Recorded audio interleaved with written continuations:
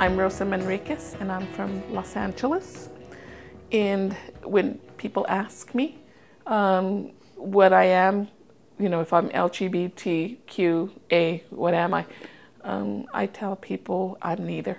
I don't identify by my sexuality. I'm a mother and a grandmother. I was raised Catholic. I'm still very much Catholic. And I went to Catholic school, and I was going to be a nun, but that went by the wayside when I met Enrique. And so with Enrique, he was like my first everything, first kiss, first date, everything. Fell in love with him. We got married. And we ended up having children. But honestly, I mean, there was no marriage there. And Enrique was gay. And he never came out of the closet. But the signs were all there. Being a good Mexican wife, I refused to see those signs. I just figured I could carry the family by doing what I had been taught to do. One morning he came home and he told me, I can't do this anymore. And he abandoned the family. And I found things like pictures and love letters and the like. And at that point, for me, the face of gay was Enrique. And I really hated him.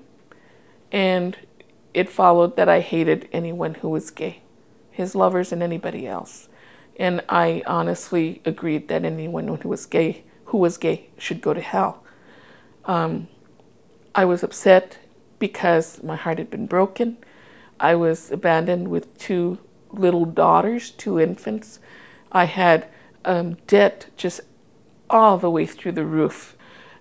And it was really a difficult time for me, but having my background, my upraising, being raised Catholic and being devout, I realized that I couldn't let a lie be the basis of my life, including the lie that he was all bad. It was through a lot of prayer and retreats and talking to people that I trusted as spiritual advisors. And what I understood after a while was that Enrique was not a demon or an angel. He wasn't a saint. He was not a sinner. He was just a plain old human being. And so that was really, really, really important, because I knew that for the rest of my life, I was going to be looking at the faces of those 2 little girls, and I was going to see Enrique. And so as a Latina especially, familia is very important to us. And no one can tell us that there is ever any reason to not love our children. When my youngest daughter, Cecilia, was in high school, she came out to me. And what happened was that, you know, my daughter, Cecilia, is like a really emotional person. If she's happy, the whole world is happy. Everybody is singing. It looks like a scene from Enchanted. She's cooking. Everything's great. But if she is not happy, we all know, the dogs hide, the clouds cover the sky, you know, and we're just careful around her. So she came home one day when she was in high school, and she was just quiet, just didn't say anything. And I thought that was kind of strange. And she came up to me and she said, Mom, I've got something to tell you, but don't get mad. I thought she was pregnant. She started crying.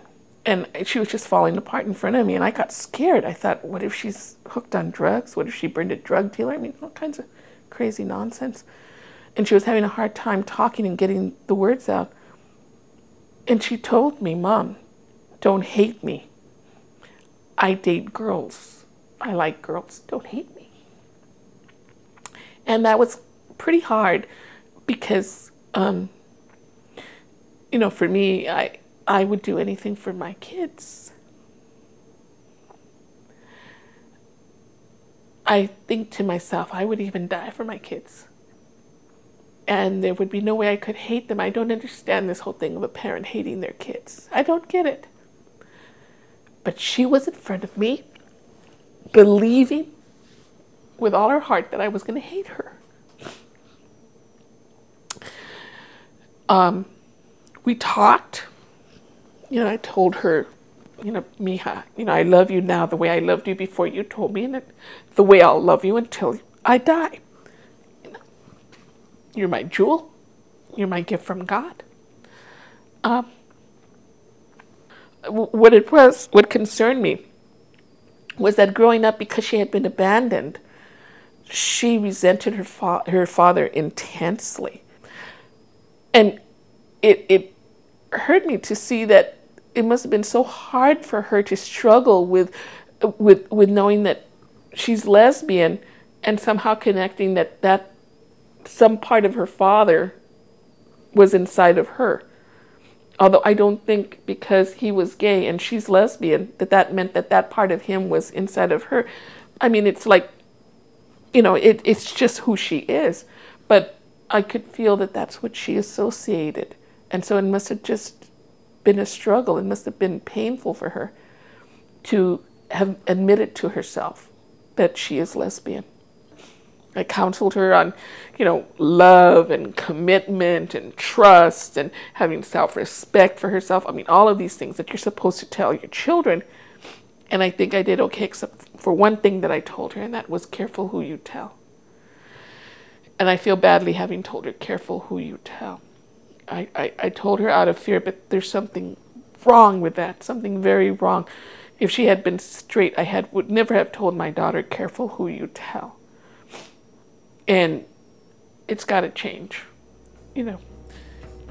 We can't be worried that our kids are going to be harmed because of who they love.